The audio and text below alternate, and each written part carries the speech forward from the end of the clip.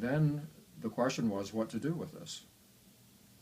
And by that time I was pretty excited, and Tom was very involved in his projects, and I thought, well, gee, maybe I can do this myself, because I'd never written a book yet, and I thought this would be a fantastic project. But the more I thought about it, the more I realized that I needed to work with somebody else, and Tom was the person to work with, because he had written so extensively about the Underground Railroad and really knew the subject inside out. So we worked out a plan of how we would approach the project. And what we decided was that I would work on the biographical material about Sidney Howard Gay, who was the resident editor of the National Anti-Slavery Standard in New York City. That was the anti-slavery newspaper for the American Anti-Slavery Society. Now, there was another man involved in this work, and his name was Louis Napoleon. And as Margaret and Mitch were going through the record, they kept seeing this name, Louis Napoleon. Napoleon. Who was Louis Napoleon? So I started spending many, many hours on the computer finding things out about Louis Napoleon. It took a long, long, long time.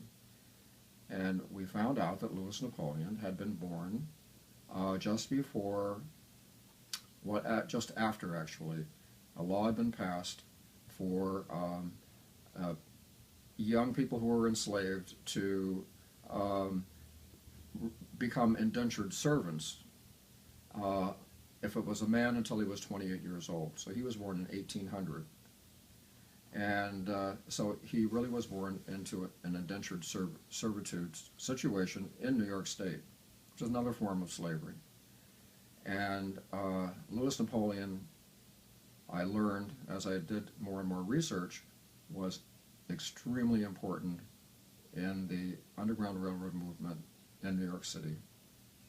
He was involved in several major cases. One of them was the George Kirk case in 1846, and then the Lemon case in 1852. And he was well known among the abolitionists. And as he became older, there were a number of biographies published in newspapers about him, and so the general public gained a knowledge of who this man was. And then I found his, well, actually, I contacted a historical society at Sandy Ground on Long Island, because that's where Louis Napoleon was buried. And they had a young woman who was doing research, and she also, as I did, found his death certificate, which is an amazing document. He died in 1881, and on the death certificate it says that his occupation was Underground Railroad agent. This was long after the end of the Underground Railroad, so this was his badge of honor. And so our book covers the lives of Sidney Howard Gay and Louis Napoleon. Sidney Howard Gay is extremely interesting because he did not start out as an abolitionist. He really was an apologist for slaveholders. And it was a huge moment in his life when he assessed his attitudes about slavery and converted into a very, very staunch abolitionist. So